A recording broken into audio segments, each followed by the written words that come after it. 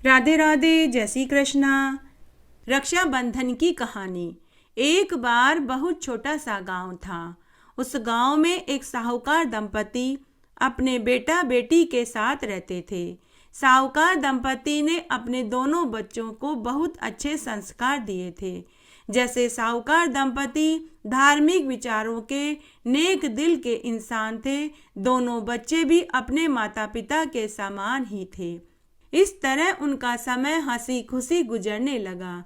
जब साहूकार के दोनों बच्चे विवाह लायक हुए तो साहूकार दंपति ने दोनों का विवाह धूमधाम से कर दिया।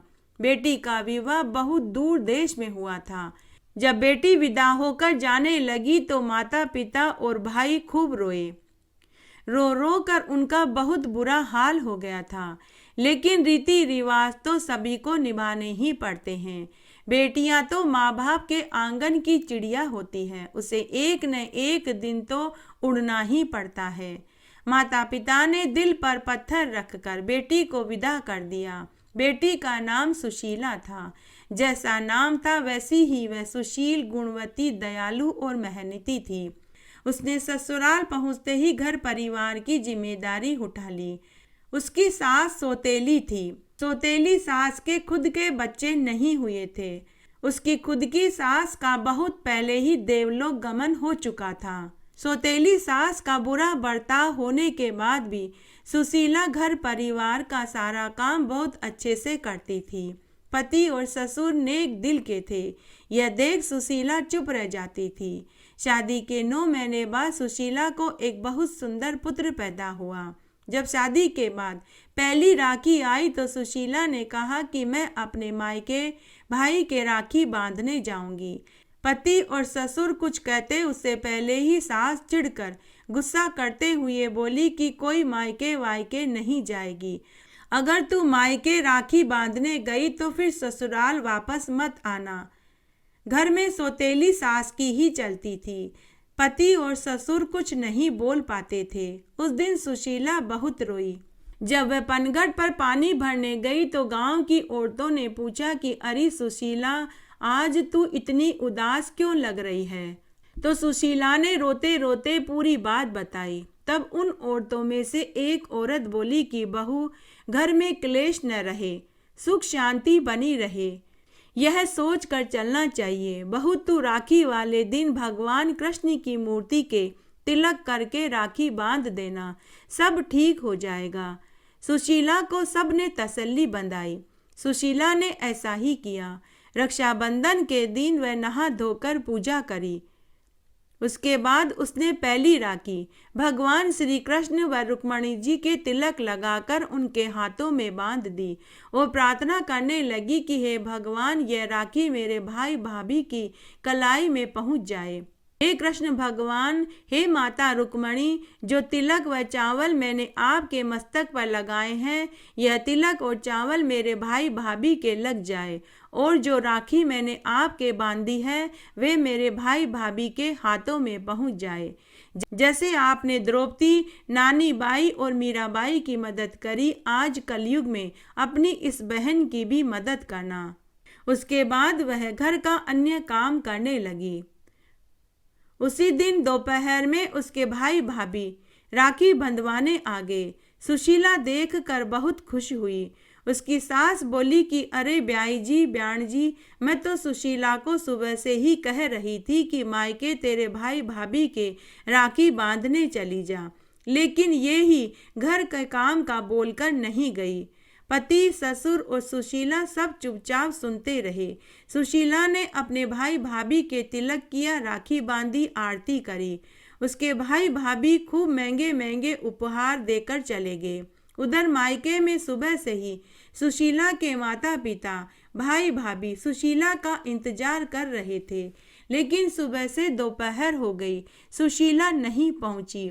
तभी अचानक भगवान श्री कृष्ण और माता रुक्मणी की असीम अनुकंपा से भाई व भाभी के मस्तक पर तिलक और चावल लग गया। हाथों में राखी आ गई। उन्हें यह महान आश्चर्य हुआ। उन्होंने अपने माता पिता को पूरी बात बताई। तब उसके माता पिता बोले कि बेटा, लगता है तुम्हारी बहन संकट में है। ऐसा करो, तुम दोनों ही उसके ससुराल राखी बंधवाने चले जाओ। तब वे दोनों सुशीला के ससुराल राखी बंधवाने पहुंच गए। तब तक शाम हो चुकी थी।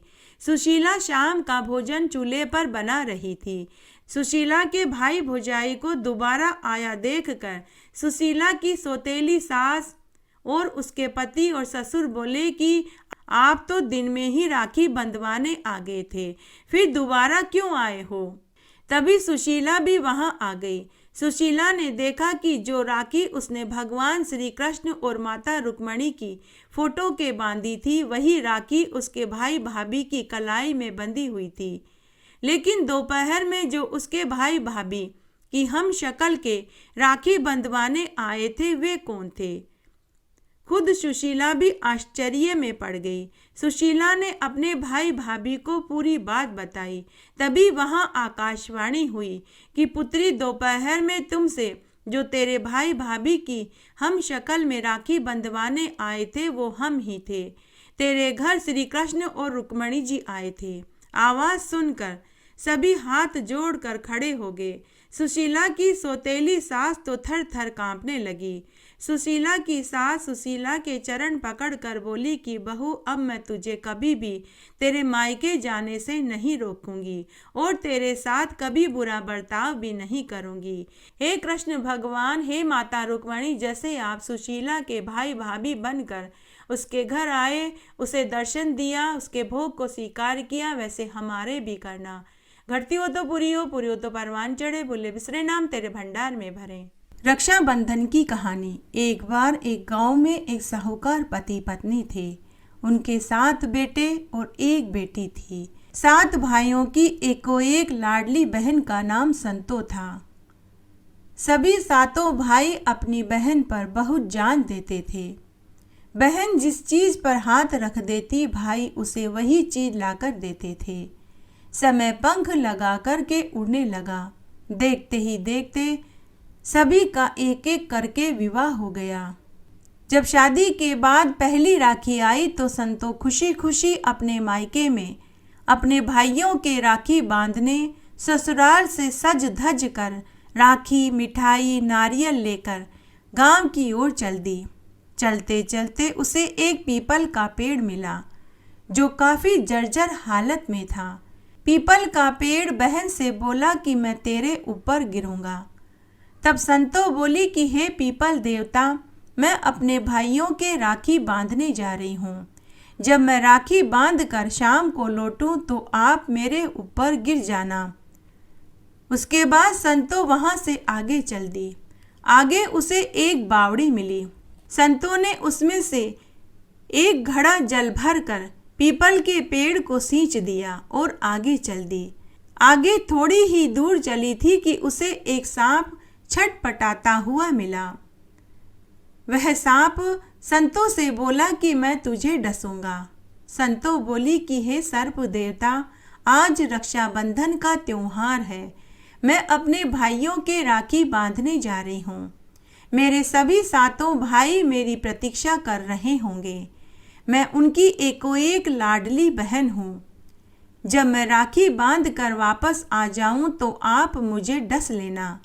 तभी संतो ने देखा कि पास में ही खूब सारी भेड़ बकरियां चारा चर रही थी। संतो ने एक बड़ के पत्तों का दोना बनाया और बकरी का दूध निकालकर सर्प के आगे पीने के लिए रख दिया। सर्प ने दूध पिया तो उसके गले और शरीर में जो जलन हो रही थी वह शांत हो गई। उसके बाद संतो वहां से आगे चल दी। आगे उसे एक नदी मिली जिसमें खूब पानी भरा हुआ था। नदी का पानी किनारे पर उछल उछल कर गिर रहा था। लहरें ऊंची ऊंची उठ रही थी। नदी ने कहा कि मैं तुझे डुबोऊंगी। संतों ने वापस नदी से कहा कि हे माँ गंगा, मैं अपने मायके भाइयों को राखी बांधने जा रही हूँ। जब मैं राखी बांध कर वापस आ जाऊं तो आप मुझे डुबो देना, लेकिन अभी आप मुझे जाने की इजाज़त दे दीजिए। तभी नदी 2 पार्टों में हो गई। संतों ने नदी का रास्ता पार किया और मायके में आ गई। सभी भाई और भाभी संतों का इंतजार कर रहे थे। माता पिता आंखें बिछाए बैठे थे। संतों ने अपने सभी भाइयों के राखी बांधी, तिलक करा और आरती करी। सभी ने अपनी प्यारी बहन का खूब आदर सत्कार किया, उसे खूब उपहार दिए। लेकिन माता पिता ने बेटी के दर्द को पकड़ लिया। साहूकार दंपति अपनी बेटी से बोले कि संतो, क्या बात है, तुम उदास लग रही हो। ससुराल वाले तो अच्छे हैं या नहीं? तेरे साथ कोई बुरा बर्ताव तो नहीं करता? हमें अपने मन की बात बताओ। आज राखी के दिन भी तुम उदास लग रही हो। तब संतों ने अपने माता पिता से रास्ते वाली पूरी घटना बताई। तब माता पिता ने कहा कि बेटी, जैसा हम कहते हैं तुम वैसा ही करना, सब ठीक हो जाएगा। दोपहर बाद संतों सबसे विदा होकर ससुराल जाने लगी तो रास्ते में उसे सबसे पहले नदी मिली। तब संतों ने वही किया जो उसके माता पिता ने करने को कहा था। संतों नदी के किनारे हाथ जोड़कर खड़ी हो गई और रोली मोली चावल नदी में छोड़ दिए और गंगा मैया को चुंदड़ी उड़ा दी और फिर बोली कि हे गंगा मैया, जैसे मेरे भाइयों ने मुझे रक्षा का वचन दिया वैसे आप मुझे भी देना। तभी नदी में से माँ गंगा प्रकट हुई और बोली कि बेटी, तेरी भक्ति और भाई प्रेम से मैं प्रसन्न हुई। तू मेरी नदी का जल लोटे में भर कर ले जा, तेरे घर आंगन में छिड़क देना, तेरा घर खुशियों से भर जाएगा। तब संतों ने एक बोतल में गंगा नदी का जल भर लिया और माँ गंगा को चरण स्पर्श करके आगे चल दी। आगे उसे वही सर्प मिला। संतों ने वापस रोली मोली चावल निकाला और सर्प देवता को लगाया और फिर बोली कि हे सर्प देवता, जैसे मेरे भाइयों ने मुझे रक्षा का वचन दिया आप भी देना। तब सर्प बोला कि अरे बावली, मैं तो तुझसे पहले से ही प्रसन्न हूँ। तूने मुझे दूध पिलाया, मैं तो तेरा कर्जदार हो गया हूँ। दूध पीने से मेरे गले और शरीर की जलन मिट गई। तूने ऐसे समय में मुझे दूध पिलाया। मेरे ऊपर तो तेरा एहसान चढ़ गया है। ये एक घड़ा स्वर्ण मुद्रा की तू मेरी तरफ से ले जा। तब संतों ने सर्प देवता को प्रणाम किया, स्वर्ण कलश का थैला लेकर आगे चल दी। आगे उसे पीपल का पेड़ मिला, लेकिन इस बार पीपल का पेड़ हरा भरा दिखाई दे रहा था। संतों ने थैले में से रोली मोली चावल निकाले और पीपल के पेड़ पर रोली का तिलक लगाया, चावल लगाए और मोली बांधी और बोली कि हे पीपल देवता, जैसे मेरे भाइयों ने मुझे रक्षा का वचन दिया वैसे आप भी देना। तभी पीपल देवता बोले कि बेटी, तुझसे मैं बहुत प्रसन्न हूँ। तूने ऐसे समय में मेरे पेड़ में एक घड़ा पानी डाला जब मैं मरने ही वाला था। तूने मेरे पेड़ को जीवन दान दिया है। हे बेटी, तू मेरे पेड़ का एक पत्ता और मेरे पेड़ की छाल ले जाकर तेरे घर की धन की अलमारी में रख देना। तेरा घर अन्न धन के भंडार से भर जाएगा। तब संतों ने ऐसा ही किया। संतों ने पीपल देवता को प्रणाम किया और एक पीपल का पत्ता और पीपल के पेड़ की छाल अपनी ओढ़नी के पल्लू में बांध लिया। उसके बाद गंगा जल, धन से भरा हुआ घड़ा, पीपल का पत्ता और पीपल की छाल लेकर अपने घर की ओर चल दी। घर आने के बाद उसने पूरे घर में गंगा जल का छिड़काव किया। धन की अलमारी में पीपल का पत्ता और पीपल की छाल रखी और स्वर्ण मुद्राओं से भरा हुआ घड़ा रखा। कुछ ही दिनों में उसका घर अन्न धन के भंडार से भर गया। हे भगवान, जैसे आपने संतों की रक्षा करी वैसे सबकी करना। कहानी कहने वाले की, सुनने वाले की और हुक्कारा भरने वाले की। घटती हो तो पूरी हो तो परवान चढ़े, भूले बिसरे नाम तेरे भंडार में भरे। रक्षाबंधन की कहानी। बहुत छोटा सा गांव था। उस गांव में एक साहूकार दंपति थे। उनके 7 बेटे और 1 बेटी थी। सबके विवाह हो चुके थे। साहूकार दंपति का स्वर्गलोक गमन हो चुका था। सभी 7 भाई अपने अपने परिवार के साथ अलग अलग रहते थे। बड़े 6 भाई अच्छा कमाते थे, लेकिन 7वां भाई की आर्थिक हालत बड़ी ही कमजोर थी। वह दूसरे जमींदारों के खेतों में मजदूरी करता था। शादी के बाद पहली बार बहन अपने भाइयों के राखी बांधने अपने मायके में खुशी खुशी आई। सबसे पहले वह अपने बड़े भाई और भाभी के घर पहुंची। ननद को देखते ही बड़ी भाभी ने नाक मुंह सिकोड़ लिया, क्योंकि उसके खुद के भी भाई भाभी और भतीजा भतीजी आई हुई थे। भाभी ने ननद से कहा कि बाईसा जल्दी जल्दी राखी बांध दो, मेरे भाई भाभी बड़ी दूर से आए हैं, मुझे समय नहीं है। बड़ा भाई उस समय घर पर नहीं था। बहन ने कहा कि भाभी भाई को भी आ जाने दीजिए, आप दोनों के साथ ही राखी बांध दूंगी। लेकिन बड़ी भाभी बोली कि बाईसा, उन्हें आने में रात हो जाएगी, आपको फिर दूसरे भाइयों के भी तो राखी बांधनी होगी। बेचारी बहन ने चुपचाप अपनी बड़ी भाभी और भतीजों के राखी बांधी तो भाभी ने ननद को 11 रुपए और ब्लाउज का कपड़ा पकड़ा दिया। बहन खुशी खुशी 11 रुपए और ब्लाउज का कपड़ा लेकर दूसरे भाई के घर गई। सभी बड़ी 6 भाभियों ने एक सा बर्ताव किया। सभी बड़ी 6 भाभियों के घर में कलयुग प्रवेश कर चुका था। 6 बड़ी भाभियां ननद को देखकर खुश नहीं हुई। बेचारी बहन का सावन पूर्णिमा का उपवास था। 6 बड़ी भाभियों ने चाय छोड़कर पानी की भी नहीं पूछी। बड़े ही दुखी और भारी मन से बहन अपने छोटे भाई भाभी के घर पहुंची। उसने मन ही मन सोचा कि बड़े 6 भाई भाभी तो बहुत पैसे वाले थे। जब वहां किसी ने प्रेम से बात नहीं करी, कुछ खाने पीने को नहीं पूछा, तो 7वां भाई तो मेरा बड़ा ही गरीब है, यहाँ क्या उम्मीद करूं। सोचते सोचते बहन 7वें भाई के घर पहुंच गई। 7वां भाई और भाभी बहन को देखकर बहुत खुश हुए। छोटा भाई अपनी बहन से बोला कि बहन, मैं तो सुबह से ही तेरा इंतजार कर रहा था, बार बार तेरे आने वाले रास्ते में मैं जा जाकर देख रहा था। तो भाभी ने भी कहा कि बाईसा, आज आपको आने में बहुत देर हो गई। सुनते ही बहन का गला रुंध गया, आंखों से आंसू आते आते रह गए।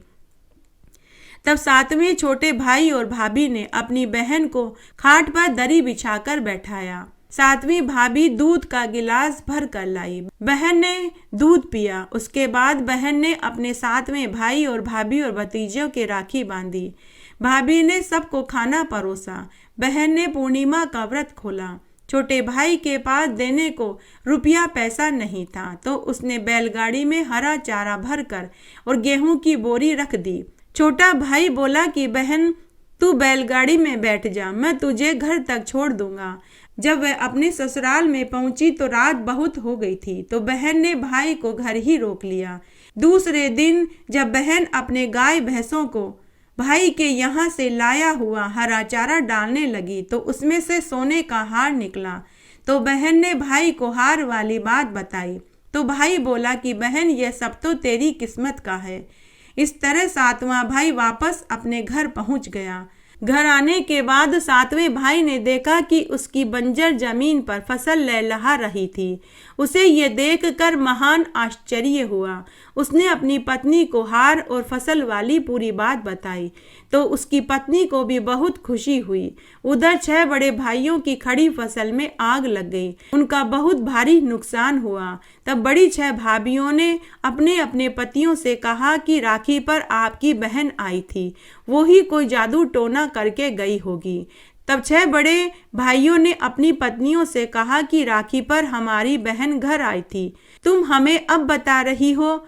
हमारी बहन का तो साल में एक ही दिन आता है राखी पर नेग लेने का, तुमने वो भी उसे नहीं देने दिया, तो फसल तो जलनी ही थी। हमारी बहन का फसल के जलने से कोई लेना देना नहीं, तुम्हारी ही नियत में खोट थी, तुम्हें उसी का फल मिला है।